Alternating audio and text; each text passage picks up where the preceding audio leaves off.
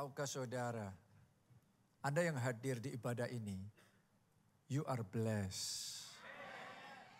Anda diberkati. Nanti saya akan ngomong apa yang saya maksudkan di bagian akhir dari khotbah ini.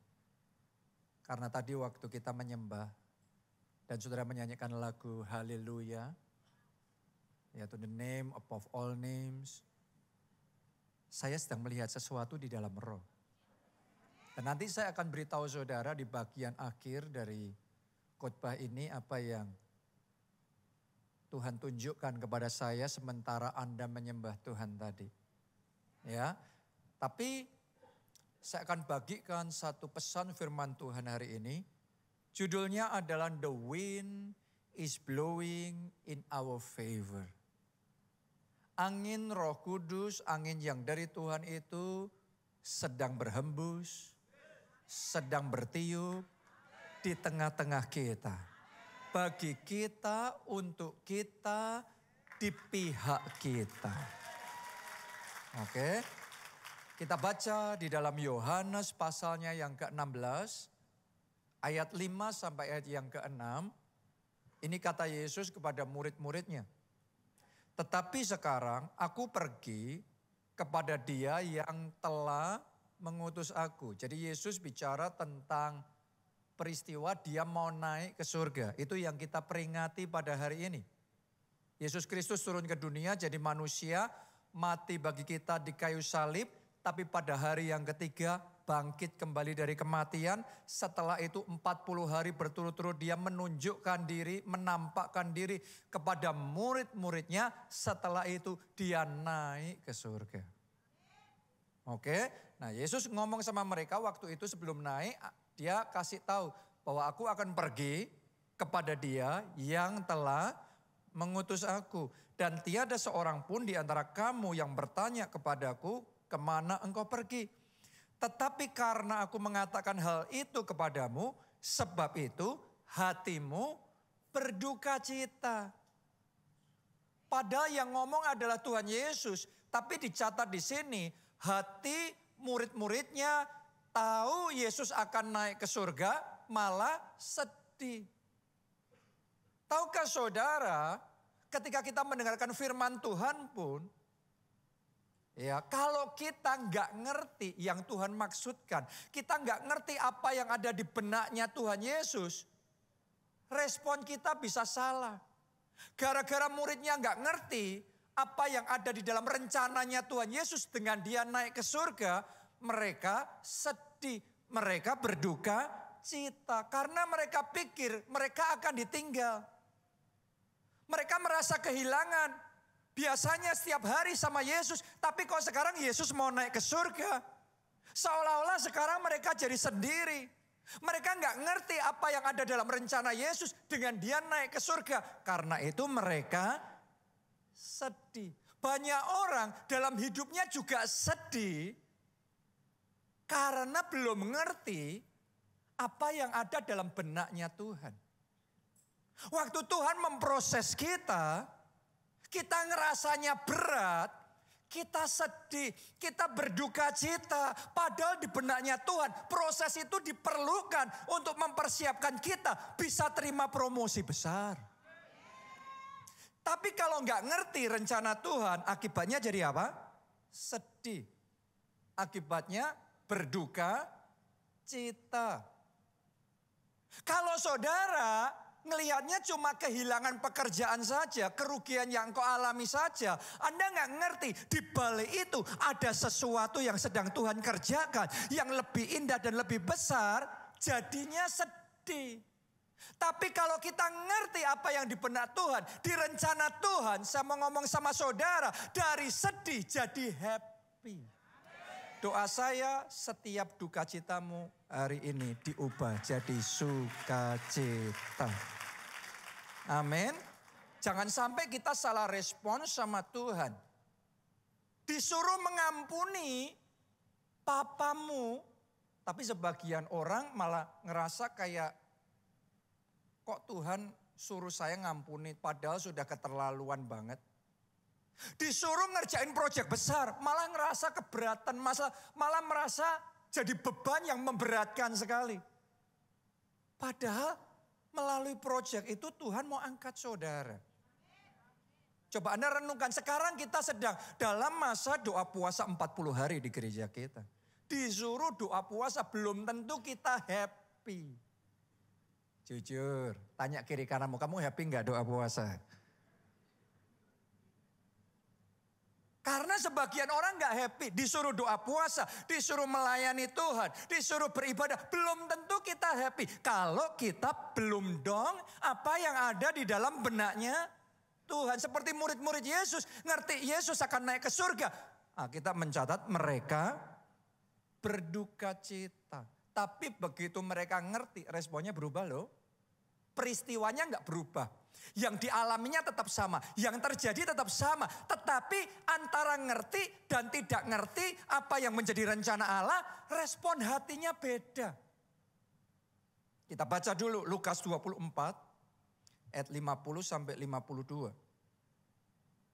Lalu Yesus membawa mereka keluar kota sampai dekat Betania. Di situ ia mengangkat tangannya dan memberkati mereka. Dan ketika ia sedang memberkati mereka, ia berpisah dari mereka dan terangkat ke surga. Jadi yang membuat mereka sedih, kabar bahwa Yesus akan naik ke surga kali ini bukan cuma info. Ini benar-benar terjadi nih, kejadian benar. Nah kalau dengar infonya saja sudah sedih, apalagi kalau terjadi bisa hancur hati, remuk hati. Tapi ternyata beda, ayat 52. Lihat respon murid-murid Yesus.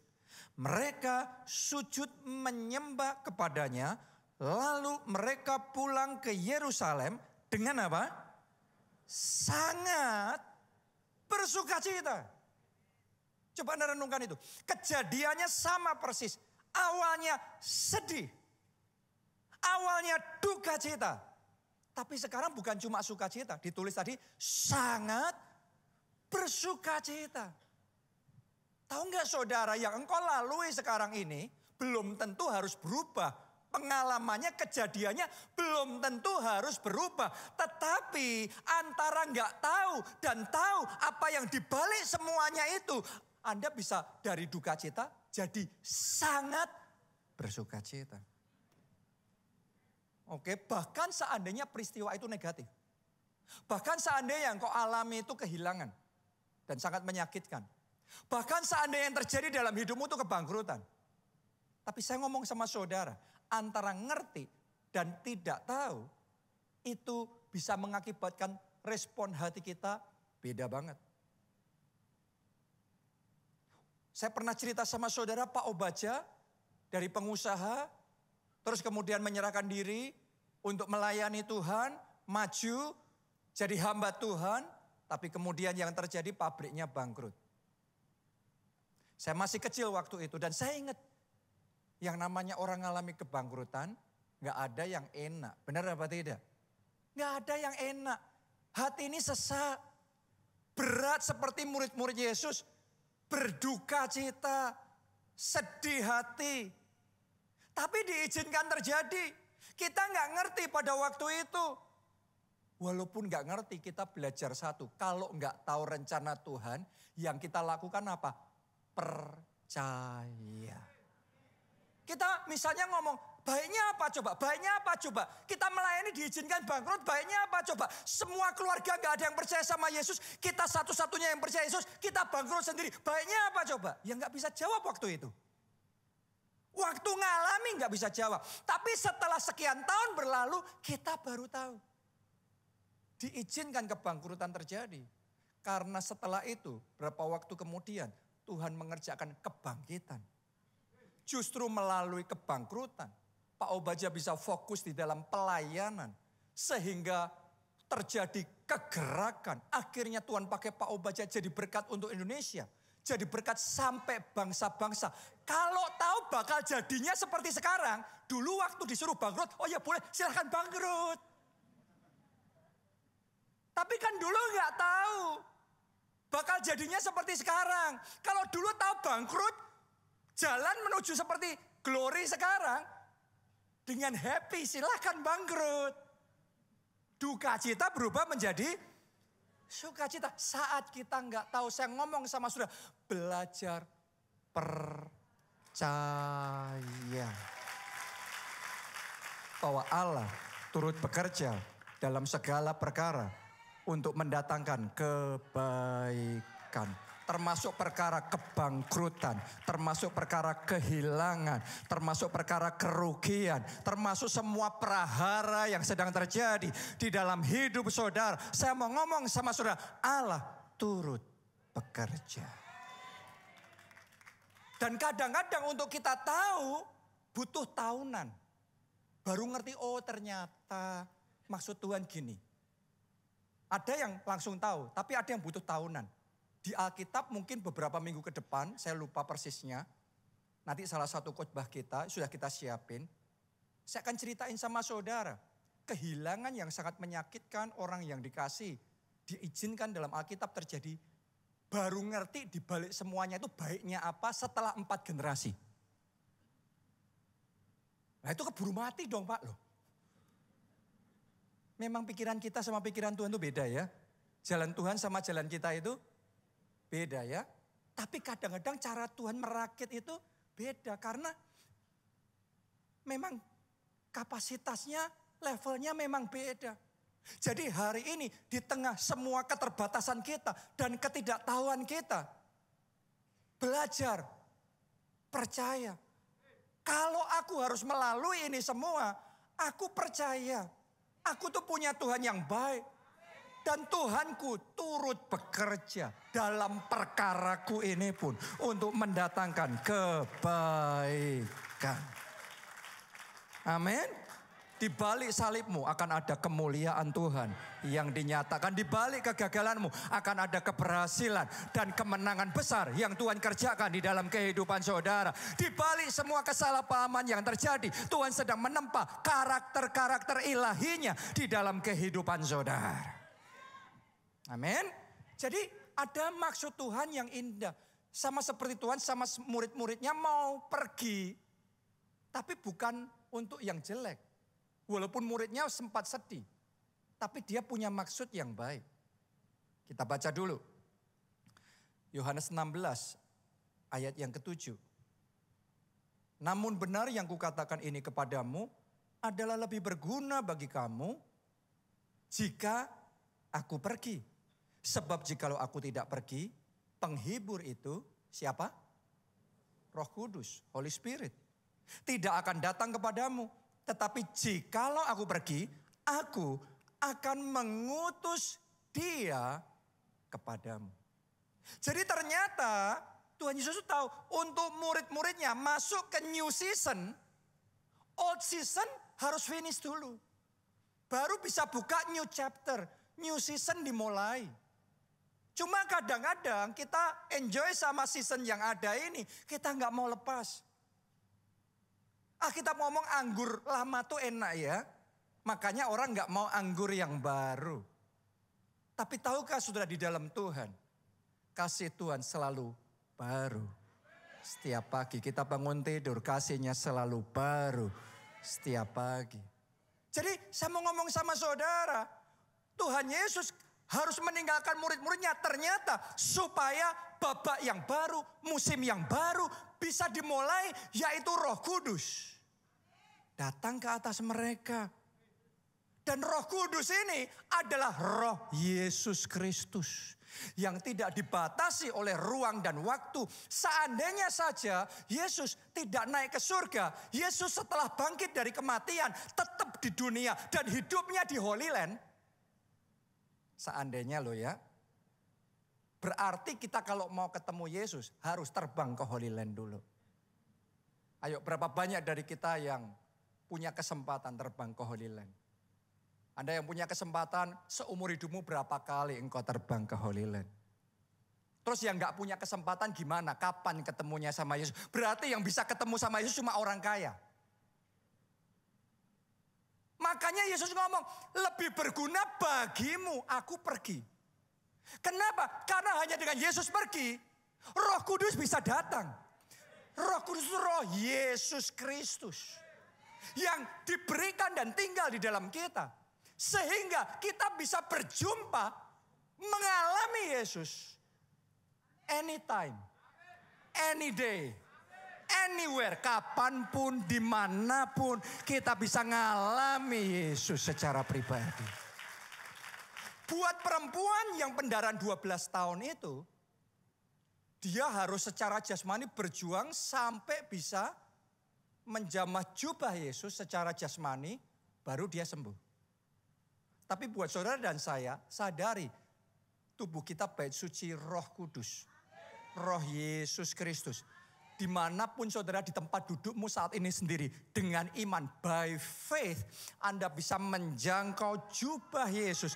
Dan kuasa yang sama, zaman itu bekerja menjamah, menyembuhkan perempuan itu. Juga akan menyembuhkan sakit penyakit saudara. Juga akan mengerjakan mujizat-mujizatnya di dalam kehidupan saudara. Makanya Yesus ngomong, lebih berguna bagimu kalau aku pergi. Supaya Roh Kudus datang.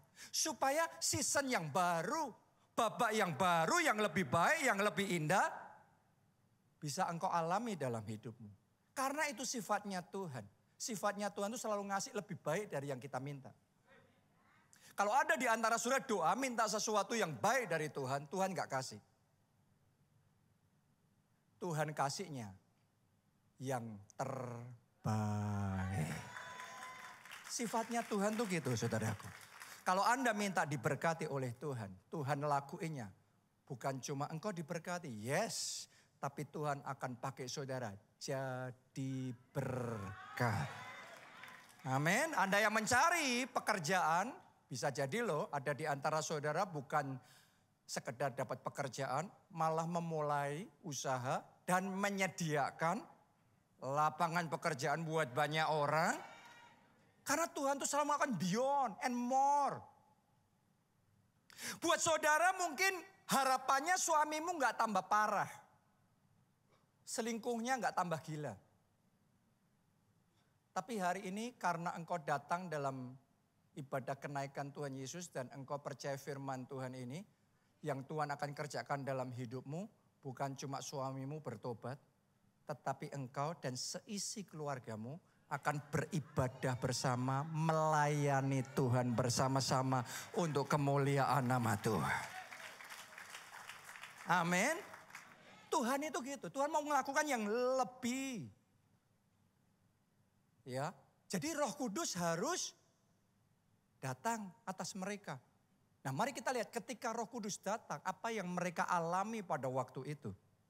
Kisah Para Rasul 2 ayat 1 sampai 4. Ketika tiba hari Pentakosta, semua orang percaya berkumpul di satu tempat. Kayak kita sekarang sedang kumpul nih ibadah di sini. Tiba-tiba turunlah dari langit suatu bunyi. Seperti apa? Tiupan angin keras yang memenuhi seluruh rumah di mana mereka duduk. Artinya the wind is blowing. Tahukah saudara itu bukan sekedar judul khotbah loh. Saya waktu hari Selasa kemarin bangun tidur. Tiba-tiba Roh Kudus bicara dalam hati saya. Khotbah ini sudah dibuat beberapa bulan yang lalu. Tetapi hari Selasa kemarin, ini hari Kamis ya, berarti Rabu, terus Selasa. Roh Kudus bicara sama saya. Ini bukan sekedar judul khotbah. Ini yang memang sedang Tuhan lakukan. The wind is blowing. Angin itu sedang berhembus. Angin yang dari Tuhan, angin Roh Kudus itu sedang berhembus. Seperti yang dialami murid-murid Yesus. Hari ini kita murid-murid Kristus juga terima tiupan angin keras yang daripada Tuhan itu. Dan tampaklah kepada mereka lidah-lidah seperti nyala api yang bertebaran dan hingga pada mereka masing-masing.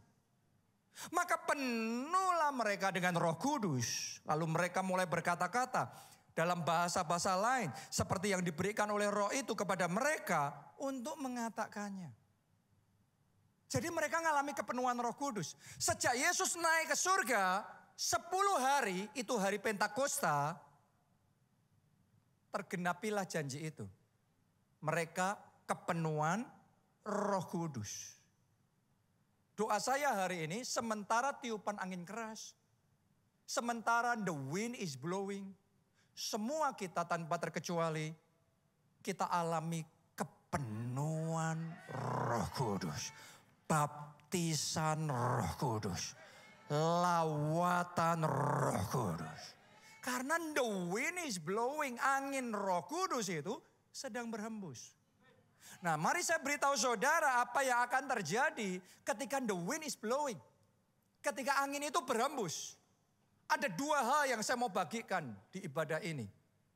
Nomor satu, angin Tuhan akan membersihkan semua awan gelap atas hidupmu. Awan gelap ini bukan bicara tentang sesuatu yang jasmani ya. Tapi ini awan gelap bicara tentang spiritual forces. Ini metafor ya yang bicara tentang kekuatan-kekuatan kegelapan yang menyebabkan hal-hal yang tidak baik terjadi dalam hidupmu sehingga engkau jadi terdesak, sehingga engkau merasa sesak, engkau jadi terhambat, hidupmu jadi menderita dan mengalami susah sekali. Karena ada awan gelap itu. Ayo kita baca aja ayatnya supaya Anda nggak bingung. Ayub 37 ayatnya yang ke-21. Seketika terang tidak terlihat. Karena digelapkan apa? Mendung. Awan gelap itu. Harusnya terang tapi jadi gelap. Karena ada mendung. Ada awan gelap. Tapi bagian berikutnya Anda perhatikan. Lalu the wind is blowing. Angin itu berembus. Angin itu bertiup. Maka bersihlah cuaca. Tahukah saudara secara rohani ada hal-hal yang bisa menyebabkan cuaca, atmosfer di dalam hidup kita, di dalam rumah tangga kita jadi gelap. Kok heran ya suami saya nggak kayak biasanya. Uring-uringan terus. Marah-marah terus. Kita salah paham terus. Suasana rumah serba nggak enak. Mungkin Anda nggak sadar ya. Tapi kalau ada di antara saudara mengalami kejadian lagi. Beruntun terus-menerus kok nggak baik semua ya. Terlalu kebetulan kalau kita katakan. Kebetulan. Jangan-jangan ada awan gelap itu. Harusnya terang, tapi gara-gara mendung jadi gelap. Berapa banyak orang gak sadar dalam hidupnya ngalami hal-hal yang seperti itu. Itu yang dialami juga oleh Daniel. Daniel doa sama Tuhan dan Tuhan ngomong, hari pertama Daniel kamu doa aku sudah jawab. Dan Tuhan kirimkan malaikat untuk membawa jawaban doa itu kepada Daniel. Malaikatnya dalam perjalanan, Alkitab mencatat muncul penghulu kegelapan Persia menghalangi. Perang roh terjadi. Daniel nggak ngelihat secara jasmani. Tapi hal-hal yang tidak kita lihat secara jasmani bukan berarti tidak terjadi.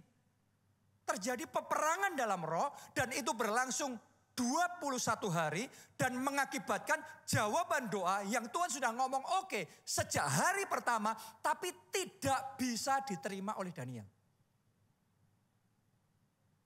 Ada nggak di antara saudara harusnya proyek itu sudah tembus tapi kok entah kenapa selalu mentah lagi. Isinya cuma hampir. Hampir. Engkau sudah ngelakuin ini, ngelakuin itu. Sudah semuanya yang bisa Anda pikirkan, Anda lakuin, Anda cover semuanya. Lepas lagi. Mentah lagi. Gagal lagi. Anda nggak sadar seperti yang dialami Daniel. Harusnya sudah terjadi. Jawaban doa itu 21 hari yang lalu. Tapi kenapa? Kok belum kunjung datang? Kadang-kadang yang kita nggak lihat. Tapi Alkitab mencatat ada yang namanya mendung gelap. Yang membuat harusnya terang. Tapi jadi gelap. Kadang-kadang terjadi hal-hal yang tidak kita pahami. Mungkin ada juga di antara saudara yang saat ini tanpa sadar engkau sedang kena santet. Bahkan engkau nggak percaya sama santet, engkau ketawa tentang santet. Saya ini orang yang kenal sama saya, Anda tahu saya orang yang logis. Orang yang sangat logika. Tapi saya juga tahu loh, dunia roh itu nyata. Anda boleh percaya, Anda boleh tidak percaya, tapi itu very real. Very real. Ada orang-orang yang mimpi digigit serangga, bangun tidur, di tempat gigitan serangga itu jadi kanker. Padahal mimpi loh, tapi jadi real. Itu kan fakta, terjadi beneran. Hari ini saya mau ngomong sama saudara, teliti. Jangan-jangan ada awan gelap yang sedang datang di dalam hidup saudara seperti yang dialami oleh Daniel pada waktu itu. Tapi saya punya berita baik buat saudara, dicatat di sana dalam ayat yang kita baca tadi. Seketika terang tidak terlihat. Berarti tidak terlihatnya, gelapnya cuma seketika. Hari ini apapun yang jadi hambatan saudara, katakan dengan iman, ini hanya seketika. Masalahku ini hanya seketika. Stagnasi ini hanya seketika. Kenapa? Karena ditulis, lalu angin apa tadi? Berhembus, the wind is blowing. Dan ketika angin berhembus, maka bersihlah cuaca. Begitu angin berhembus, buat Daniel, Tuhan kirimkan penghulu malaikat namanya Mikael, membantu malaikat yang awalnya diutus itu. Terus kemudian Mikael take over peperangannya, sehingga malaikat yang tadi itu, awal diutus itu bisa melanjutkan perjalanan. Maka dengan cepat Daniel yang tadinya tidak juga bisa dapat jawaban doa, tiba-tiba jawaban doa nyampe. Mari saya nubuatkan akan ada orang-orang di tempat ini. Tiba-tiba kemenanganmu terjadi. Tiba-tiba kesembuhan terjadi. Tiba-tiba yang kau upayakan bertahun-tahun belum juga tembus. Tapi karena hari ini the wind is blowing. Angin itu berhembus, maka terjadi. Tepuk tangannya pula yang paling meriah buat Tuhan kita yang luar biasa. Haleluya. Terjadi. Tiba-tiba rumahmu laku. Bertahun-tahun kau berusaha gak bisa-bisa. Tiba-tiba Tuhan kasih pembeli. Loh, itu terjadi berulang kali saudaraku. Ketika angin itu berhembus, anything can happen. Berapa banyak yang bersaksi Tuhan kasih pembeli. Dan itu benar-benar kayak the best dan kayak enggak kebayang ya. Tiba-tiba langsung oke tanpa nawar dengan harga yang hebat.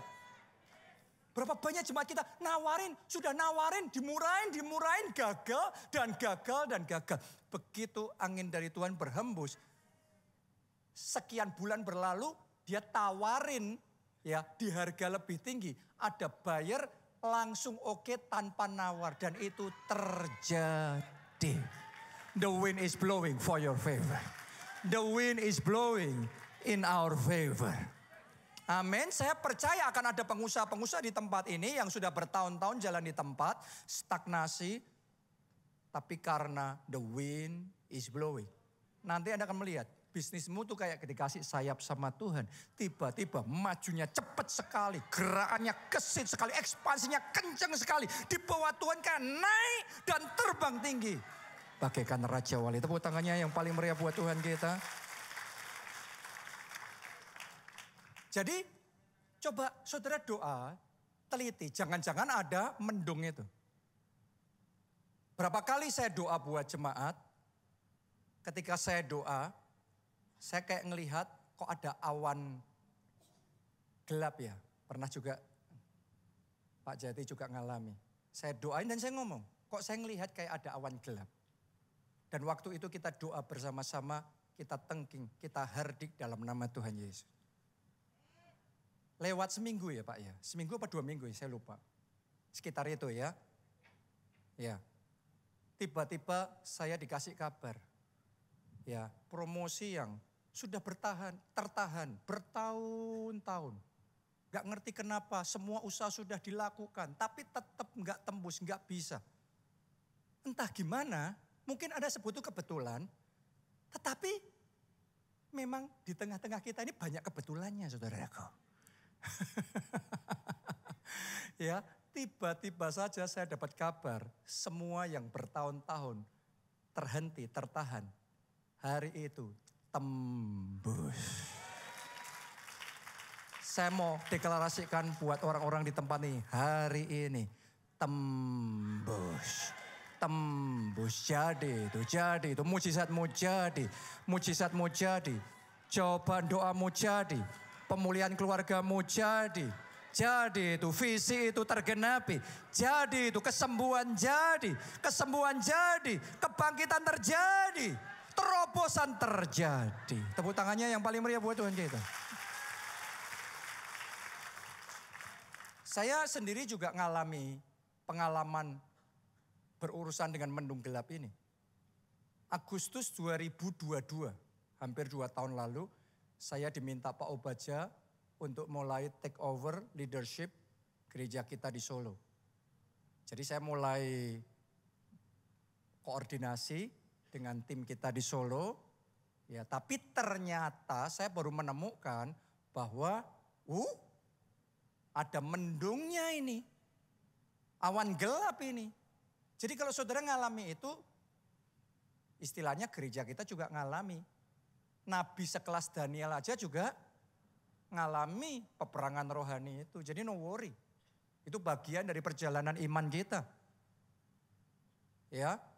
Sehingga akibatnya mendung ini saudaraku mengakibatkan banyak atmosfernya jadi gak enak di gereja itu. Banyak salah pahamnya. Banyak ketidakpuasannya. Banyak kecewanya, banyak marahnya.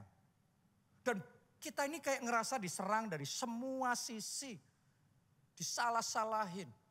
Tuduhan-tuduhan yang gak benar. Gosip, fitnah dan lain sebagainya. Terus setelah itu lebih lagi. Satu persatu jemaat sempat menyatakan keluar dari gereja. Keluar.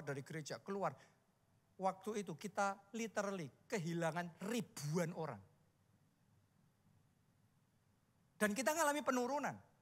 Kita ngalami kemunduran. Artinya gini, kalau saya berdiri di mimbar khotbah gagah kayak gini, bukan berarti nggak punya masalah. Anda nggak tahu aja masalah saya. Jadi sama-sama kita punya masalah juga. Tapi kan kita kalau punya masalah, responnya tergantung masing-masing. Ada orang punya masalah diceritain sama semua orang. Buat apa? Justru kalau engkau sedang menghadapi peperangan besar dalam hatimu, saya mau sampaikan pesan Tuhan buat saudara. Teguhkan dan kuatkan hati saudara. Di tengah peperangan itu yang mantap hatinya, yang kuat hatinya, yang teguh hatinya. Anda butuh stamina dan kekuatan dari Tuhan untuk terus menghadapi peperangan itu. Untuk bertahan sampai akhirnya membalikkan situasi dan mengalami kemenangan. Jadi di dalam situasi yang kayak gitu saya doa minta petunjuk sama Tuhan. Tuhan ngomong sama saya 2 hal. 1, Tuhan suruh saya peperangan rohani. Tuhan suruh saya berdoa supaya angin Roh Kudus berhembus sehingga mendungnya apa tadi? Dilenyapkan. Kalau mendungnya dilenyapkan maka yang gelap akan berubah jadi terang. Jadi saya mulai masuk dalam peperangan rohani. Saya juga mulai deklarasikan janji Tuhan buat Abraham. Abraham ini orang yang diberkati dan diurapi oleh Tuhan. Tuhan janji sama Abraham yang memberkati kamu, ku berkati. Yang mengutuki kamu, ku kutuki. Itu Tuhan yang ngomong loh, bukan cuma memberkati loh, yang mengutuki juga loh. Saya tangkap itu dan setiap kali saya di Solo, saya deklarasikan itu. Yang memberkati, diberkati. Yang mengutuki, dikutuki. Boleh dicoba. Awalnya mungkin mereka nganggap enteng. Tapi kejadian bener. Mulai ngerti apa yang sedang terjadi ini berubah ini dalam roh. Ya. Itu yang pertama saya lakuin. Yang kedua Tuhan suruh saya lakuin. Saya menghadapi semua itu, saya tulis di handphone saya semua kritik dan semua serangan, semua yang dituduhkan, saya catat satu persatu. Bukan untuk saya renungkan siang dan malam loh saudaraku ya. Yang boleh untuk direnungkan siang malam adalah firman Tuhan. Oke ya. Jadi kenapa kok saya catat satu persatu? Saya pakai introspeksi. Ada nggak yang salah dari kita? Kalau ada yang salah ya kita berubah dong. Jangan cuma main tengking. Lakuin bagianmu. Benahi yang salah. Evaluasi diri. Kita lakukan evaluasi diri. Terus semua yang dituduhkan, yang diserang tentang gereja kita, saya ngelihat, oh kita punya celah terbuka ini, kita tutup celahnya, kita tutup. Oh kita lemahnya di sini, saya malah belajar banyak. Oh kita punya kelemahan ini, kita mulai kerja keras, mengubah kelemahan jadi kekuatan. Saya kerjain itu saudaraku, itu di handphone saya. Waktu itu saya punya catatan panjang dan lebar. Soal itu semuanya. Saya kerjain satu persatu sekitar setahun tuh. Dan setahun itu saya ngelihat dan saya bisa merasakan angin dari Tuhan mulai berhembus. Begitu angin itu berhembus, itu kayak heran saudaraku ya. Tiba-tiba itu atmosfer itu benar-benar kalau bahasanya ayat tadi cuaca menjadi bersih. Ini kayak atmosfer itu jadi ringan. Jadi enak. Tadinya tuh serba salah. Banyak sekali kesalahpahaman. Sekarang clear. Sekarang jadi ringan. Sekarang jadi orang-orang jadi yang tadinya nggak puas sekarang happy. Saya cari suara-suara yang kayak tadinya wah kencang banget. Sekarang nggak ketemu lagi. Suasananya jadi indah. Kesatuannya jadi kuat. Dan tiba-tiba grafiknya berubah. Sejak setahun lalu sampai sekarang grafik itu berubah total. Tadinya turun terus, ambles terus. Tapi sejak setahun yang lalu grafiknya tetap naik dan tidak turun. Terbang tinggi bagaikan Raja Wali. Setiap bulan kita memecahkan rekor lagi. Memecahkan rekor lagi. Parameter di semua sisi. Memecahkan rekor lagi. Memecahkan rekor lagi. Ketika angin Tuhan berhembus, mendungnya lenyap. Gelap kita berubah jadi terang. Doa saya keuanganmu terang. Kesehatanmu terang. Masa depanmu terang. Sukacitamu terang. Gereja kita terang. Katakan amin. Kita kasih tepuk tangannya. Yang paling meriah buat Tuhan kita. The wind is blowing in your favor. Dan yang ini Tuhan suruh saya Selasa kemarin. Untuk nubuatin terus. Ngulang-ngulang dan menubuatkan, memperkatakan ini. Jadi saya juga mau ajak saudara mulai hari ini. Memperkatakan ini. The wind is blowing. Angin itu berhembus in our favor. Amin. Yang kedua, angin Tuhan ketika berhembus akan mendatangkan hamburan mujizat yang masif. Oke, Tuhanmu itu Tuhan yang melakukan mujizat loh. Jangan percaya sama pendeta-pendeta yang gak percaya mujizat. Hanya karena engkau merasa belum mengalami mujizat, bukan berarti mujizat tidak ada. Tuhan kita itu Tuhan yang masuk akal, masuk logika, sekaligus Tuhan yang melampaui logika. Tuhan kita itu Tuhan yang lebih besar dari logika kita. Karena itu kita menyebut perbuatan Tuhan yang lebih besar dari logika kita, itu mujizat. Loh, manusia juga karena teknologi kan ngalami mujizat. Dulunya kita hanya kalau ketemu bisa ngomongan. Sekarang saudara di rumah, saya di sini kita bisa telepon ngomongan. Orang zaman dulu ngomong itu mujizat. Padahal itu cuma teknologi. Tahu nggak saudaraku, akal kita manusia ini diciptakan oleh Tuhan. Master plan-nya, blueprint-nya di Tuhan. Hari demi hari manusia itu cuma menggali teknologinya Tuhan aja. Jadi yang kita sebut mujizat sekarang, yang lumpuh berjalan, yang buta melihat, itu kuasa Tuhan, itu teknologinya Tuhan. Mungkin sekarang manusia belum nyampe ke situ. Mari saya yakinkan saudara, Tuhanmu lebih besar dari semua akal manusia. Dan ketika angin Tuhan berhembus, maka mujizat terjadi. Kita baca ya, Bilangan 11 ayat 31 sampai 32. Lalu, apa yang terjadi? Bertiuplah. Semuanya katakan bertiuplah. Apa itu yang bertiup? Angin yang dari Tuhan asalnya. Kiranya dalam hidupmu mulai hari ini dapat angin yang dari Tuhan itu. Lalu bertiuplah angin yang dari Tuhan asalnya. Dibawanyalah burung-burung puyuh dari sebelah laut dan dihamburkannya ke atas tempat perkemahan dan di sekelilingnya kira-kira sehari perjalanan jauhnya ke segala penjuru dan kira-kira 2 hasta tingginya dari atas muka bumi. Ceritanya bangsa Israel di padang gurun gak pernah makan daging. Mereka teriak, Tuhan kami mau makan enak. Minta daging. Itu doanya mereka. Dan Tuhan mengiyakan. Cuma caranya Tuhan mengerjakan itu unik sekali. Ngasih mereka daging dengan cara apa tadi? Angin Tuhan bertiup. Berhembus, membawa burung-burung puyuh. Terus menghujaninya di perkemahan orang Israel. Dalam jumlah yang masif sekali. Nah mari kita lihat ya, semasif apa daging yang Tuhan kasih kepada mereka di tengah padang gurun yang kering kerontang. Ayat berikutnya. Ayat 32, lalu sepanjang hari dan sepanjang malam dan sepanjang hari esoknya bangkitlah bangsa itu mengumpulkan burung-burung puyuh itu setiap orang. Sedikit-dikitnya mengumpulkan berapa? 10 homer. Oke. Kemudian mereka menyebarkannya lebar-lebar sekeliling tempat perkemahan. Coba lihat ke depan sini. Ditulis tadi setiap orang mengumpulkan berapa tadi? 10 homer. 10 homer Anda tahu nggak berapa? 1000 kilo. 1 ton. Jumlah orang Israel, laki-laki yang terdaftar waktu itu 600.000.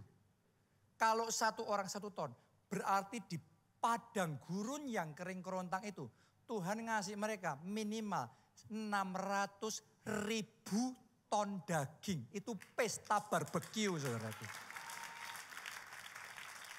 Gila nggak waktu itu? Anda harus ngerti loh, ini nggak main-main. Ketika angin Tuhan berhembus, get ready please. Saudara siap-siap karena saya ngerasa tadi pagi ya ibadah pertama Tuhan ngomong di hati saya. Kali ini yang Tuhan akan lakukan, mujizat yang akan Tuhan kerjakan dalam hidupmu, itu bukan mujizat yang engkau pernah alami sebelumnya. Itu bukan hanya mujizat di skala yang pernah terjadi dalam sejarah keluargamu sebelumnya.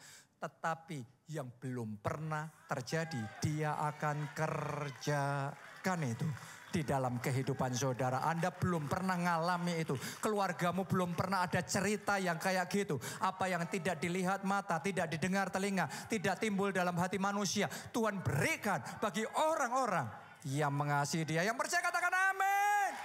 Tepuk tangannya yang paling meriah buat Tuhan kita. Mereka gak kebayang bakal pesta barbeque di padang gurun. Mantap kan? Ya. Saya tuh pernah ngalami. Jalan sama Tuhan ya. Makanya sejak awal kita tuh belajar ya. Kalau nanti Anda dengar cerita mujizat. Terus kemudian Anda coba. Belum ngalami, percuma ini. Nah itu susah ya orang gitu ya. Kalau saudara dengar kesaksian-kesaksian saya. Sebagian orang saya tahu bener ya. Wong saya aja juga kadang ngerasa gitu. Saya jujur ngomong sama saudara. Yang saya alami itu kalau saya ceritain, sebagian orang akan menganggap too good to be true. Karena memang secara akal manusia itu kayak impossible banget. Dan buat saudara yang belum mengalami itu, saudara juga ngomong kayaknya kayalan deh. Too good to be true. Karena itu Alkitab menyebut mujizat. Kiranya engkau ngalami secara pribadi itu. Kalau engkau belum mengalami, belum tentu hal itu enggak ada loh. Untuk segala sesuatu ada for the first time. Untuk segala hal. Pertama kali ngalami. Sudah belajar ikut sama Tuhan. Jadi kalau lagi belajar, saya dulu juga sama lagi belajar. Sudah ngelakuin ini kok belum terjadi. Jangan protes. Kebanyakan protes, sedikit belajar. Kita ini punya hati sebagai murid. Tuhan, apanya yang salah? Ajari aku Tuhan. Punyai sikap hati yang benar sama Tuhan. Nanti buktiin saudaraku, firman Tuhan itu ya dan amin.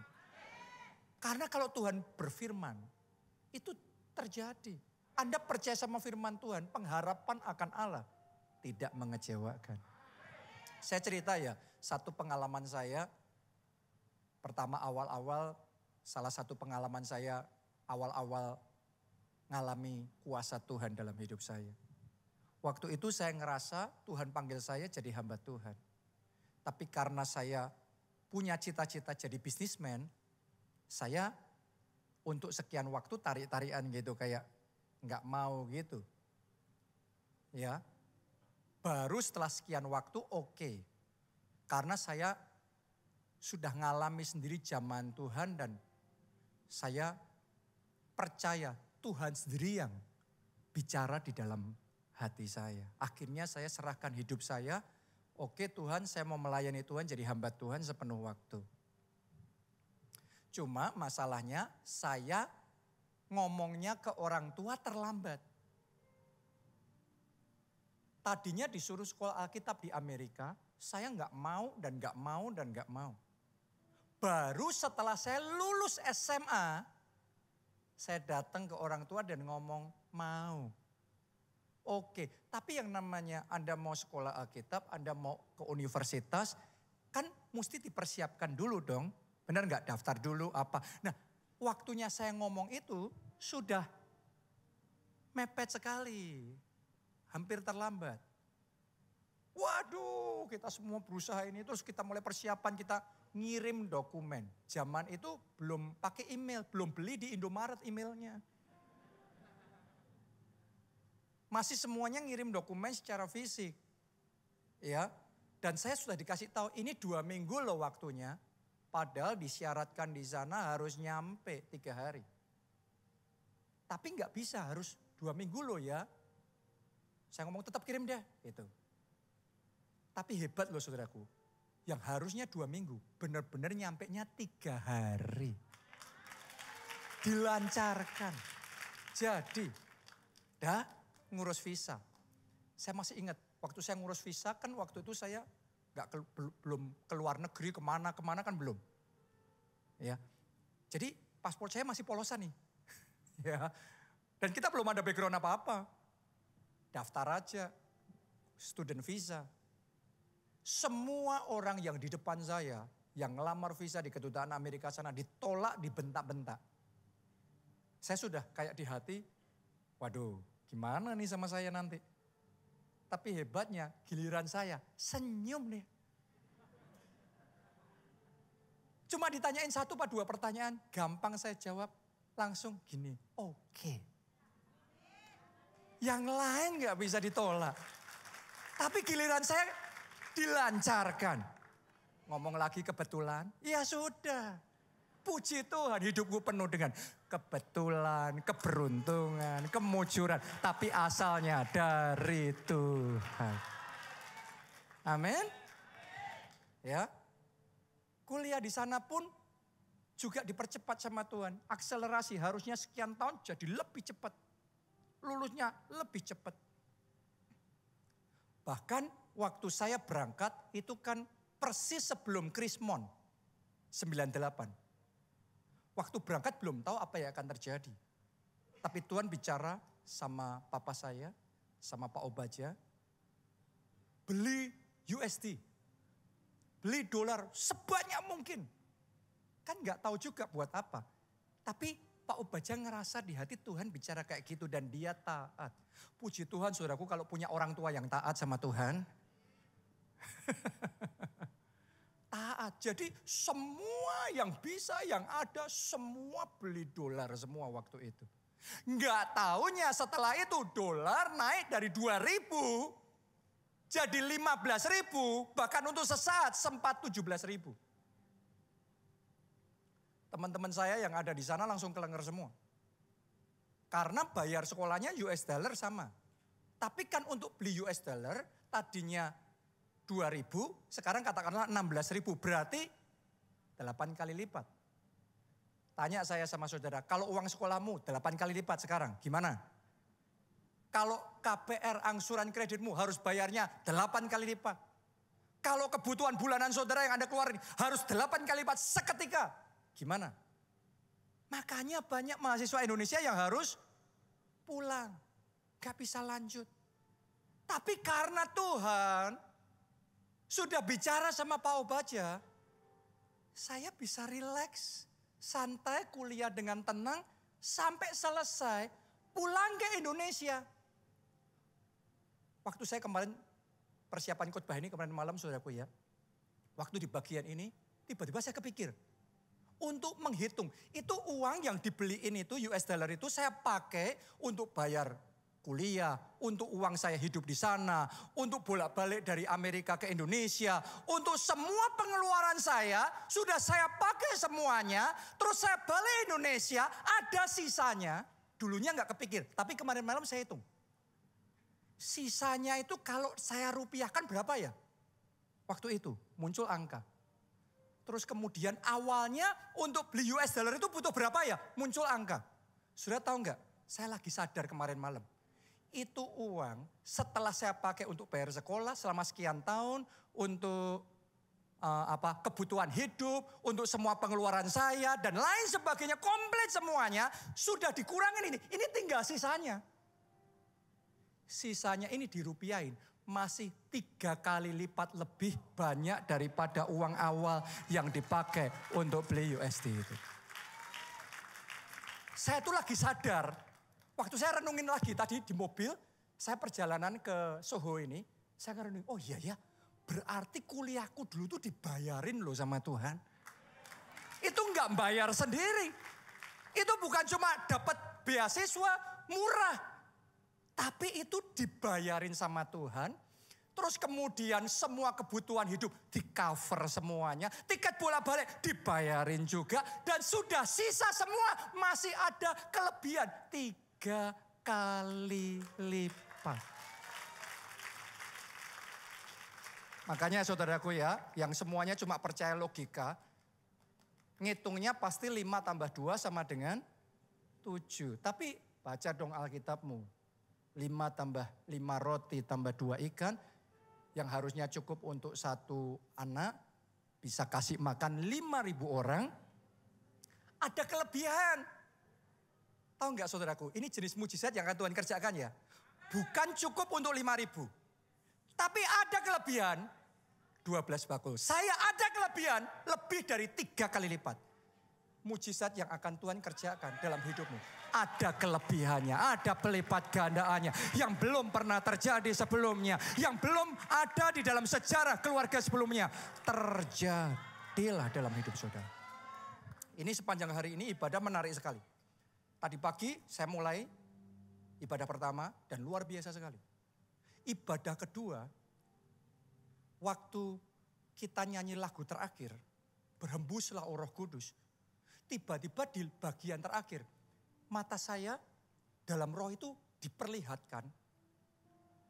Kayak ada awan yang gelap terus tembus.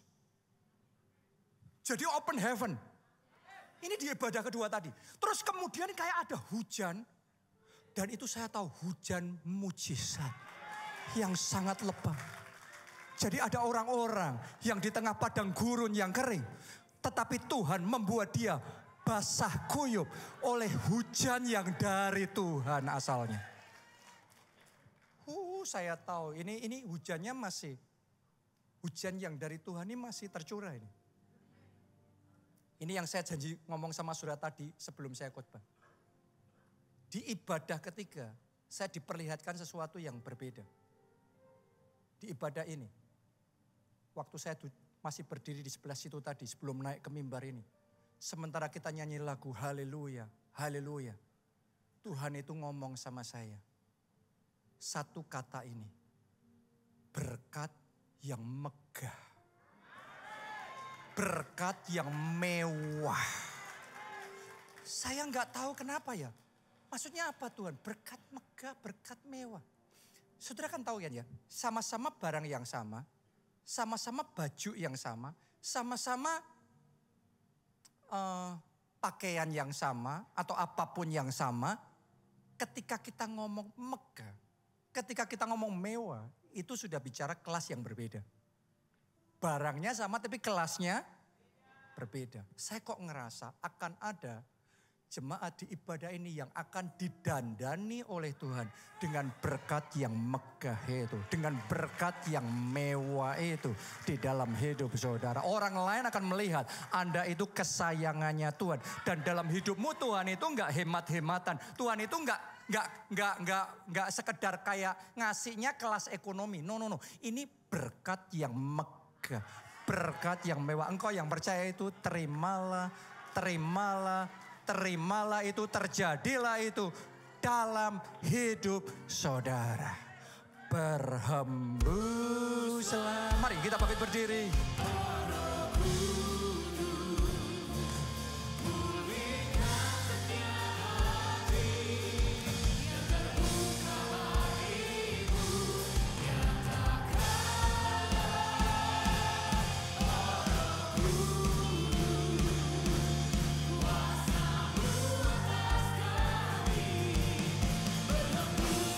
Angkat dua tanganmu, katakan.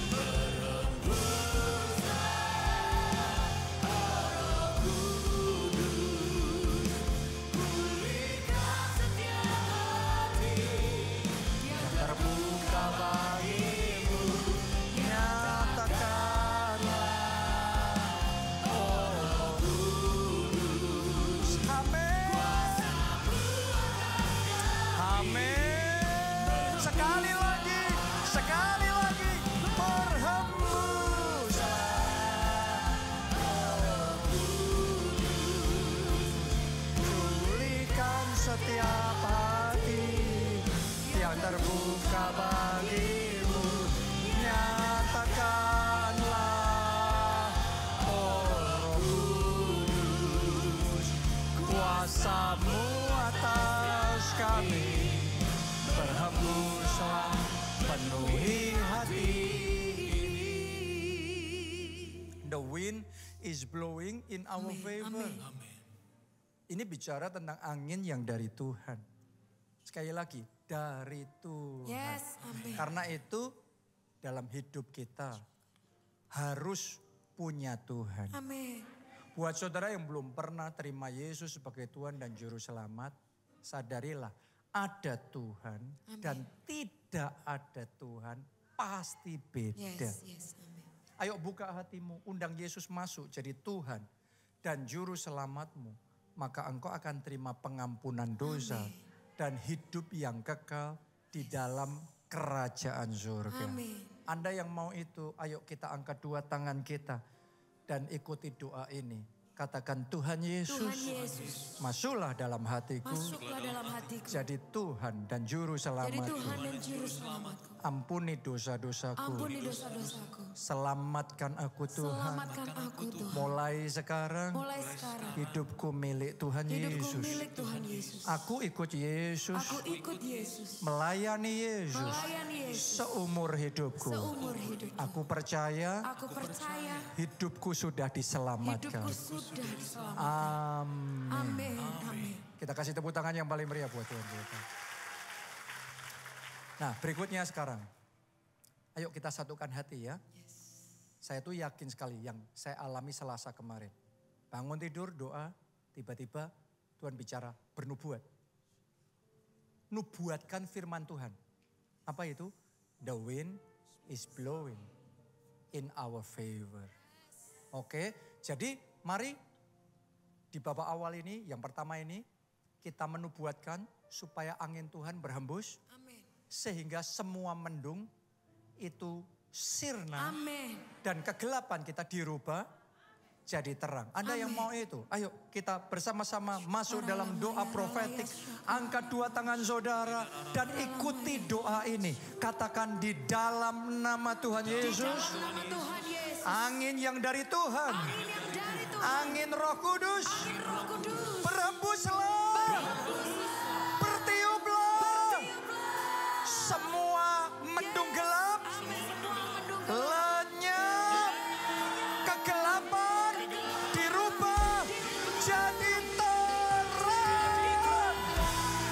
saudara, doa masing-masing. Kegelapan di rumah tanggamu, sirna. Kegelapan dalam kesehatanmu, sirna. In the name of Jesus. Kegelapan di dalam karir, di dalam bisnis, dalam keuanganmu, lenyap.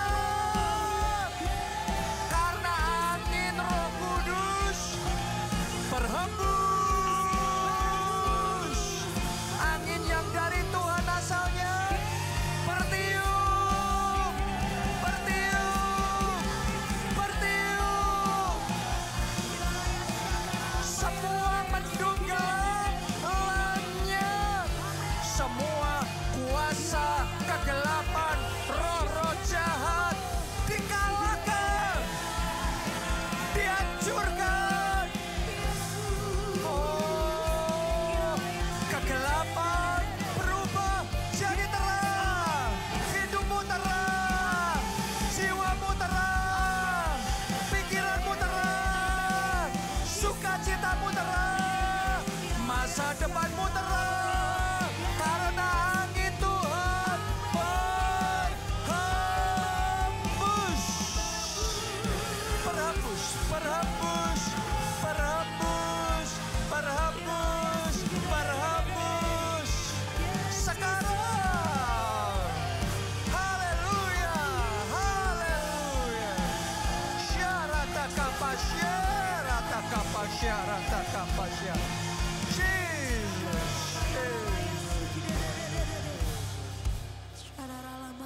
Yang terakhir, doa profetik sekali lagi ya.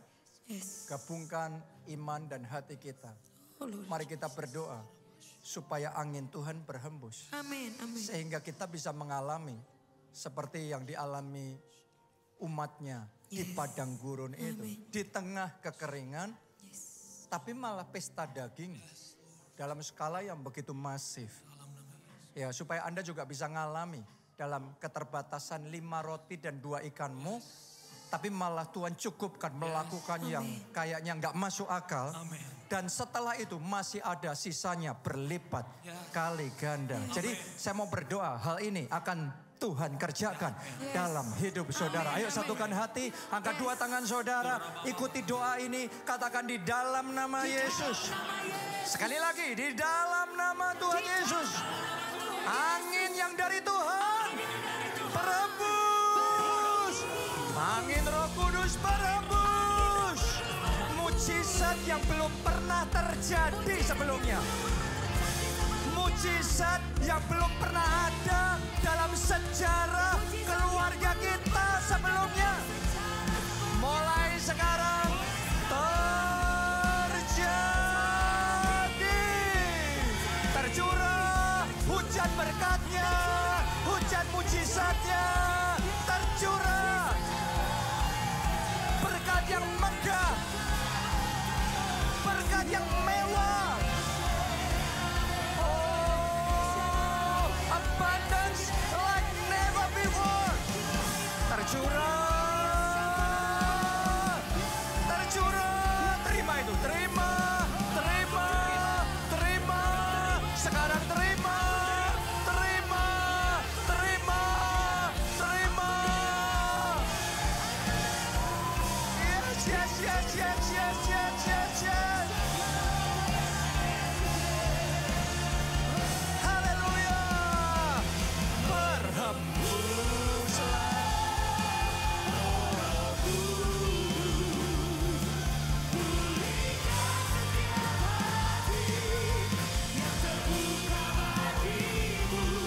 Nyatakanlah, oh Roh Kudus, kuasa-Mu atas kami. Berhembuslah, berhembuslah, oh Kudus. Pulihkan setiap hati yang terbuka bagimu.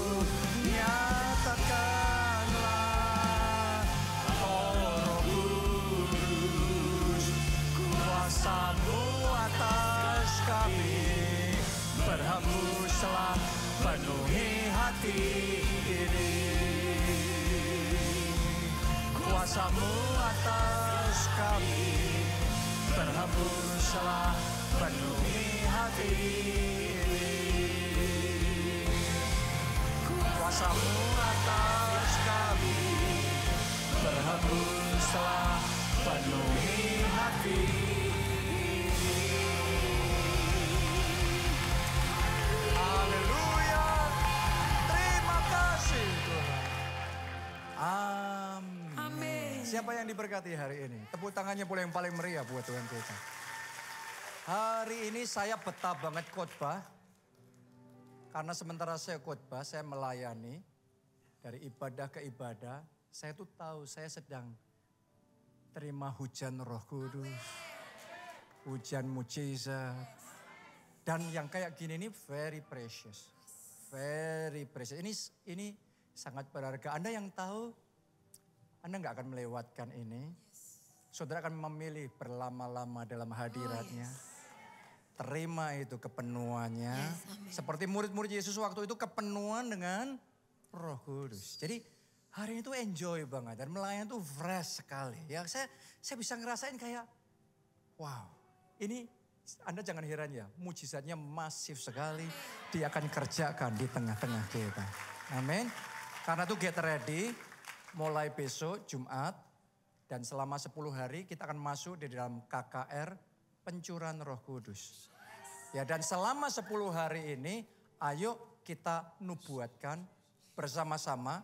Karena untuk Daniel aja butuh 21 hari loh saudaraku. Benar enggak? Sampai mendung gelapnya lenyap. Terus berubah jadi terang. Jadi butuh perjuangan. Kita juga sama. Ayo kita 10 hari ke depan ini sama-sama menubuatkan. The wind is blowing in our favor. Oke, angin Roh Kudus berhembus, bertiup sehingga kegelapan berubah jadi terang. Anda datang di KKR 10 hari ini. Datang dengan kehausan dan kelaparan roh. Dan alami sendiri kepenuhan Roh Kudus itu. Biarlah terjadi di dalam kehidupan saudara. Ya, saya yakin kalau hati saudara tertuju sama Tuhan, gak peduli pembicara siapapun, Tuhan akan melawat saudara. Dan Anda akan punya kesaksian yang luar biasa. Tepuk tangannya boleh yang paling meriah buat Tuhan kita. Dan juga selama KKR ini kita akan ada special discount untuk UC Unlimited Conference 2024. Yaitu 10%. Saya mau dorong saudara, ayo ikut. UC tahun ini agak beda dari yang biasanya. Kali ini akan ada artis-artis rohani yang ikut memeriahkan. Ya, dalam UC ini ada Michael Panjaitan, Andi Ambarita, Symphony Worship, dan yang paling keren KA Worship. Kita akan memuji, menyembah Tuhan bersama-sama. Masuk dalam hadirat Tuhan dan mengalami kegerakan Tuhan yang luar biasa. Oke, jadi pastikan saudara cepat daftarkan diri. Ini UC di kota Solo ya. Jadi ini kalau biasanya saya perhatikan peserta dari Jakarta yang tiap tahun ke Solo itu pasti maksudnya UC plus kuliner. Ya, tapi yang pasti kita akan dikenyangkan jasmani, lebih lagi dikenyangkan rohani. Pesta yang luar biasa bersama dengan Tuhan kita. Angkat dua tangan saudara dan aminkan berkat Tuhan ini. Diberkati saudara oleh Tuhan. Amin. Diberkati keluargamu oleh Tuhan. Amin. Diberkati studi dan pekerjaan saudara oleh Tuhan. Diberkati kesehatan dan masa depanmu oleh Tuhan. Diberkati pertumbuhan rohani serta pelayananmu oleh Tuhan. Kiranya hidupmu jadi berkat. Melalui kesaksianmu banyak orang diselamatkan. Dalam anugerah Allah Bapa, cinta kasih Yesus Kristus, persekutuan dengan Roh Kudus sekarang sampai selama-lamanya. Mari bersama-sama katakan amin.